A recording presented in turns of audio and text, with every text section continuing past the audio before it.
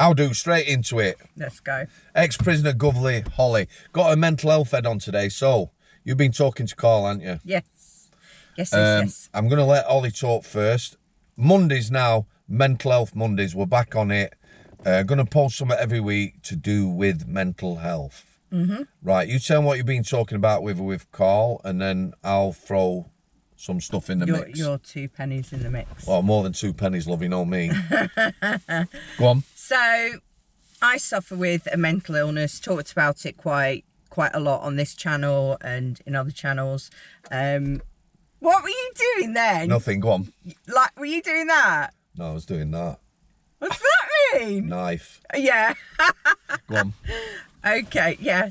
Sometimes psychotic, but yeah, so I'm heavily medicated. Maybe not heavily enough.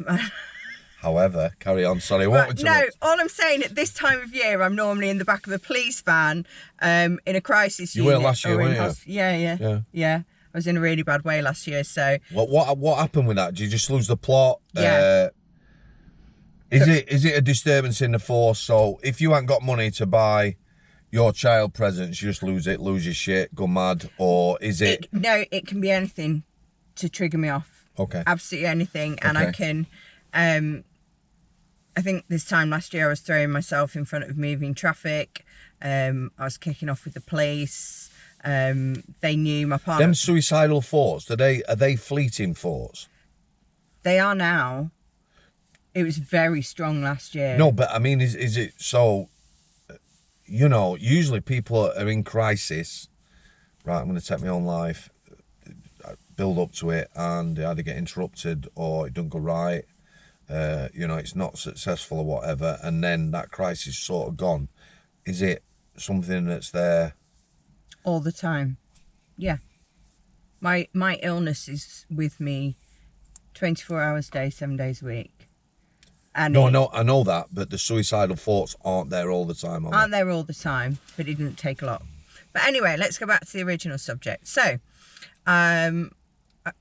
me and Carl have started I think we started talking on Instagram, and then we talked about, because he's been on your podcast. Yes, he has. And I watched that, and obviously he's watched mine, and we've... Can I just say as well, you perhaps don't know this, I don't know whether I've ever told you before, you're very inspirational to a lot of people. There's Michael Pearce, I'm going to get him back on. He's a lad who was alcoholic and prescription meds. He's still in a bad place. He's on quetiapine and all sorts of shit. He's had a diagnosis, but he's got a long way to go. You know, him, Keith, my mate, Keith, Nick and Lil. Some people who, I have a little bitch with about things in life. Keith, borderline personality disorder, early 50s, although she looks older. Bitch. I know, bitch. She looks young. But, she's never spoke about it, never told anyone about it until she saw you come out. And then, I think that's... It's nothing to be ashamed of. Yeah. Do you know what? I am on one at the minute. I can't help it. Let me just tell you what I would like in an ideal world. I would like, not exactly, but you'll know what I mean. People to have badges. So if we haven't met before, you've come to the challenge to interview, you've got your badge and it says, Holly, borderline personality disorder.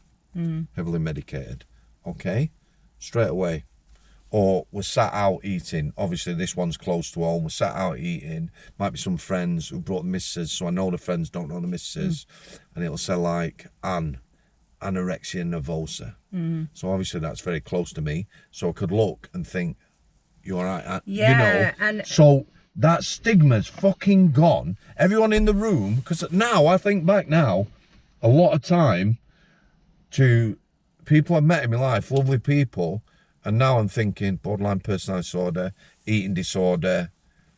You can see it, or I can see it in people.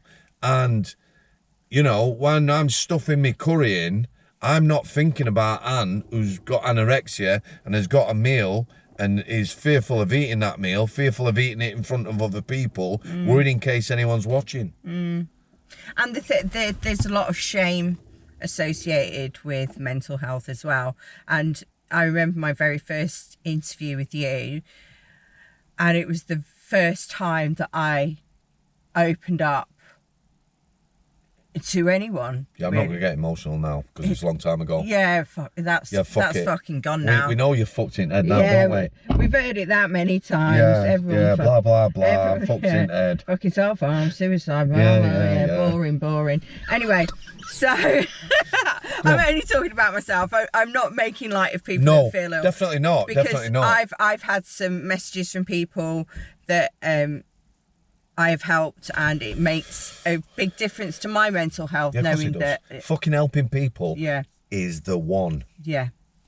And building a community of people that support each other. So this leads on to what I was fucking trying to say before you interrupted, because you're buzzing today and you've had too much caffeine. I've had 1 cup. Well, there's obviously... I'm buzzing because I've worked hard all week. It's been shit boring. I'm going to make a nice dinner for our lass tonight. You know, I'm working back in January, so I've got Christmas off. I'm interviewing you. I like chatting to you. I'm interviewing someone tomorrow. I'm interviewing somebody Wednesday. I'm interviewing someone on Friday. I'm enjoying it, and lots of people. But let me just mention, not by name, but them people who I've been speaking to this week, and that's why this is important for me. Right, I promise you. Right, okay, so I've been talking to Carl, and Carl has suffered with mental problems, and he's been quite open about that. So we started talking about wanting to help people, because our experiences have been...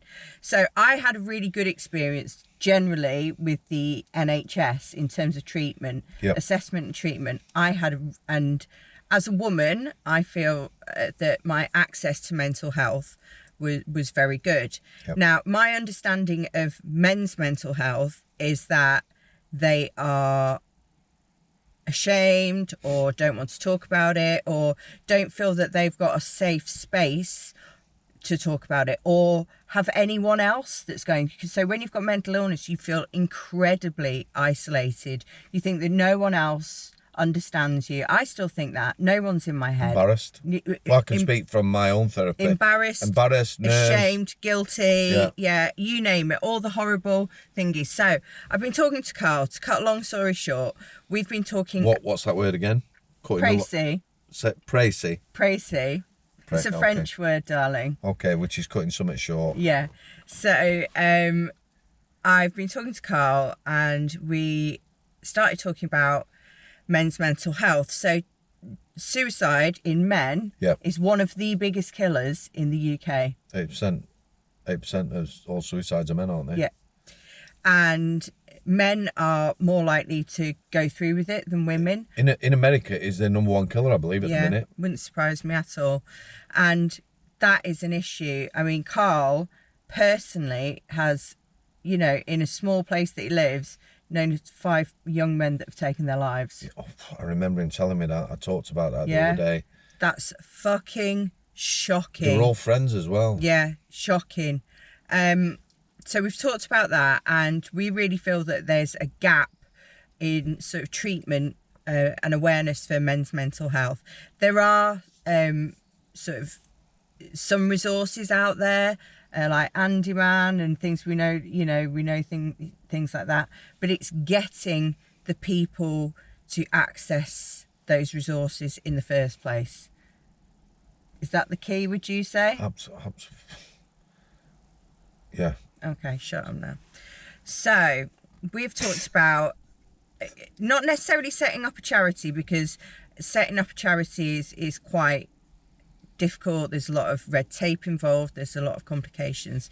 But we started a conversation about maybe something that we can do, maybe linked in with yourself, maybe linked in with the subscribers, people that are suffering. And when I say we've talked about concentrating on man, that's where we think the gap is at the moment. However, we do not want to exclude women in any shape or form. So we would welcome people's thoughts, welcome some ideas, welcome some questions from your subscribers, because we want to do something, and we want to get, I don't know, even if it's like sort of fundraising events that, can allow someone to access private therapy, or, even if we could set up some sort of informal group therapy, and you can do, you know, just a talking space.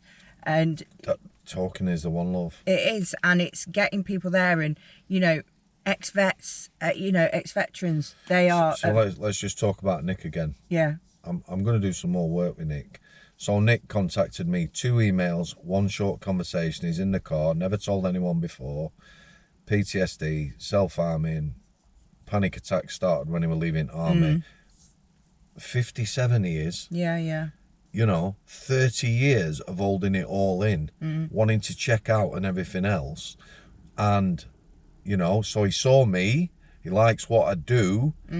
He knows who I am. He can put a face to it, knows what I'm about.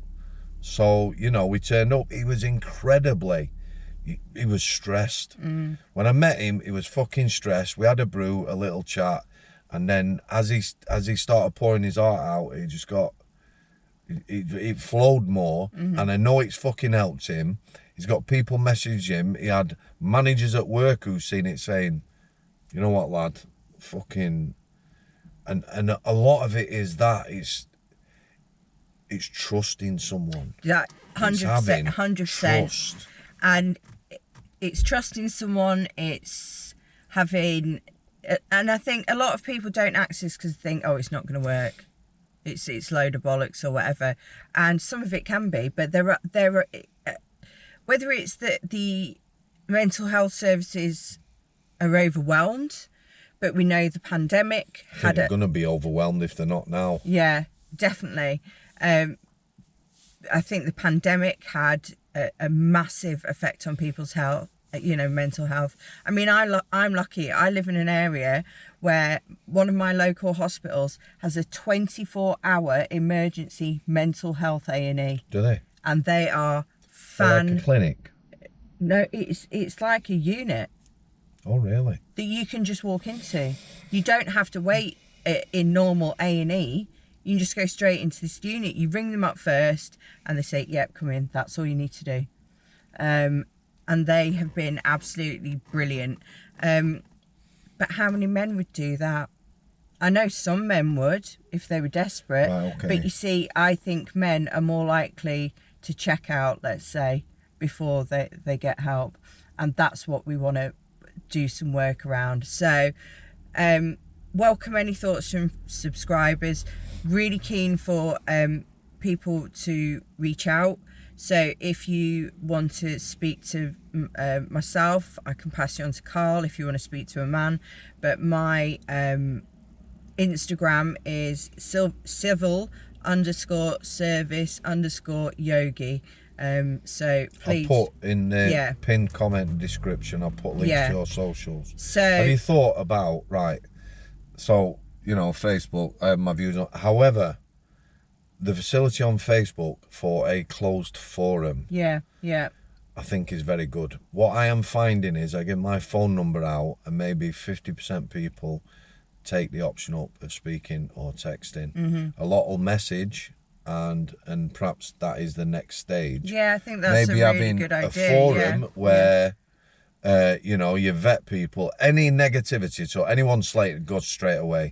You know, even if you only had 40 people who are struggling, where they can vent, you know, privately to other people. You know, I think about Nick again, people, ex-squaddies, seen that. I mean, that's, and being a woman, this is going to sound awful, but I would like to start off something to do primarily with men. And you're going to love this analogy. From small acorns grow mighty trees. And, mighty oaks, love.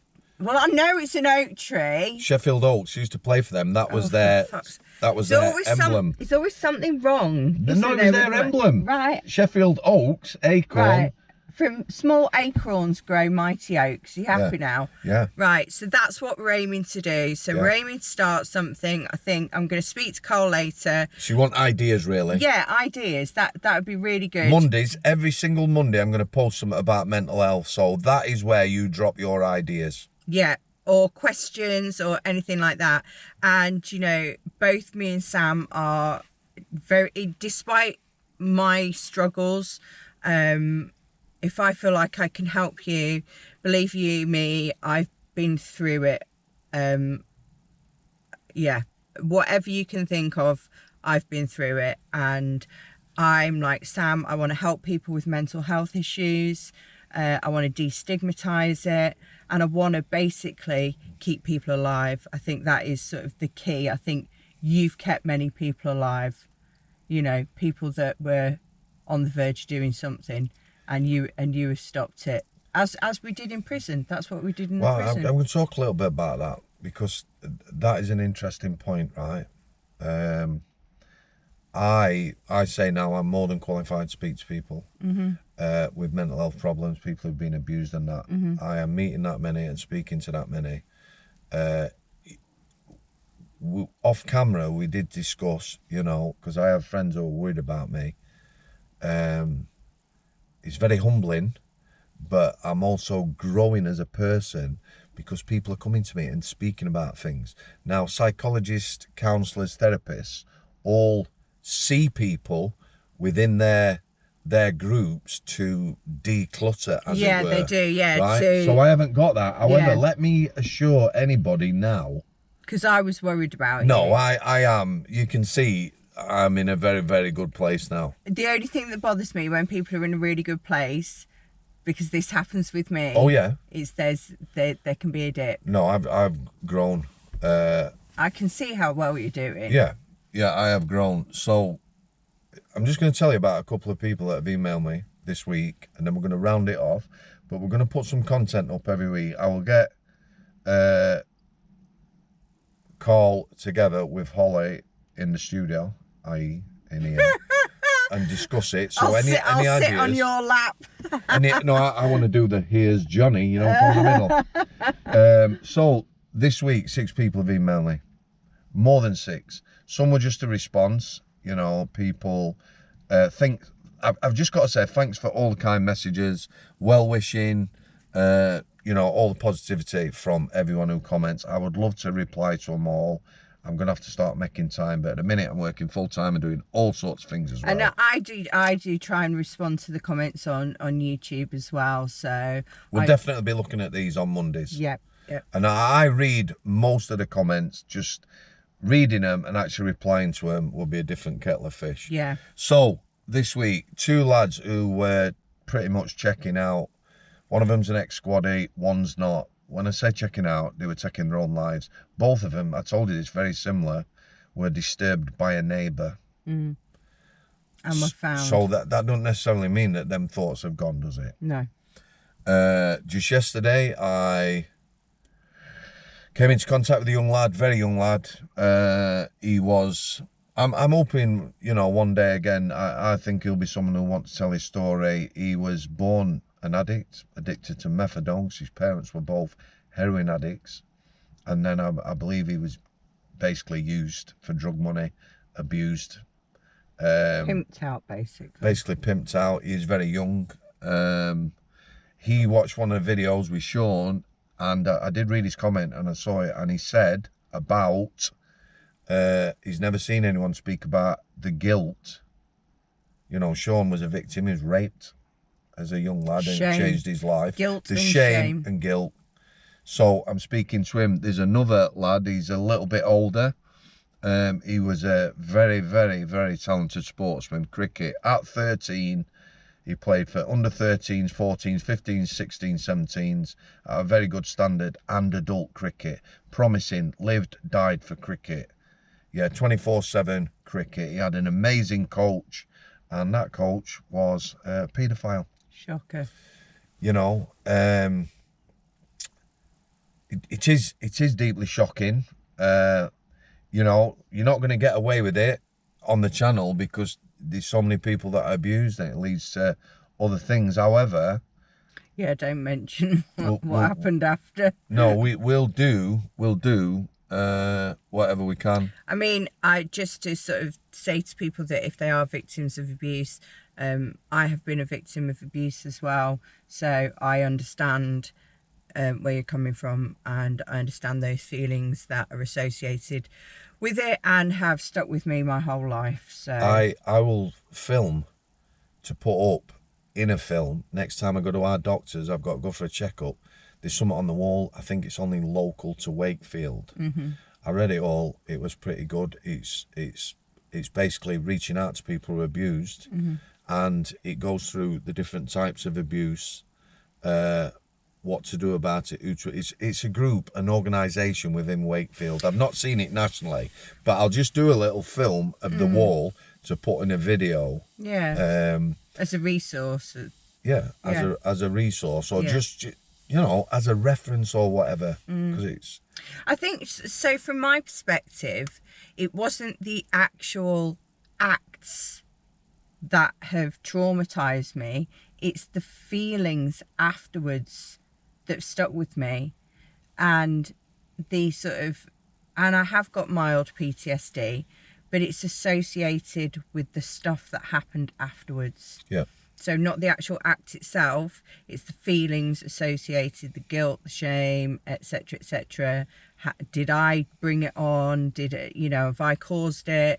I have done some work with a therapist to understand how it happened and how the person quickly managed to pick up on my vulnerability. So yeah, I've been there. I understand. We want to help. Both of us want to help.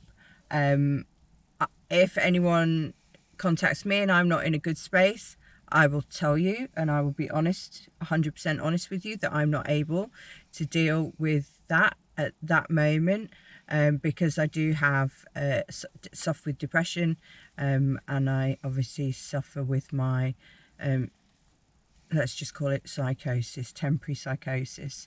But yeah, I'm here.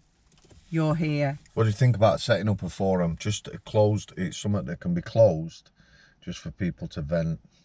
I think that's a brilliant idea. And then maybe, that I already know some people now who would be a part of that as administrators. Yeah. You know, because there's people who they'll tell me the stories. They don't necessarily want to come on the channel and tell the stories, which is fine. I you know, I am a very, very good listener, but they might well anonymously post them stories for other people.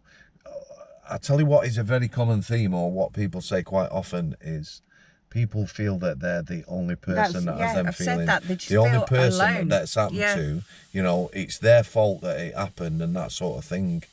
So yeah, all these things open the discussion. Comments, all the comments will get read on this Mental Health Mondays and replied to. In general, you know, you're a really good set of folk, and I appreciate everyone's input. Yeah. Are you all right? That we'll leave that there. I think that's a good introduction, don't you? Yeah, I'm going to speak to Carl later. I think I'll discuss the closed forum thing. I think that's a really good start, and then from there, from small acorns, mighty oaks will grow. You wanker.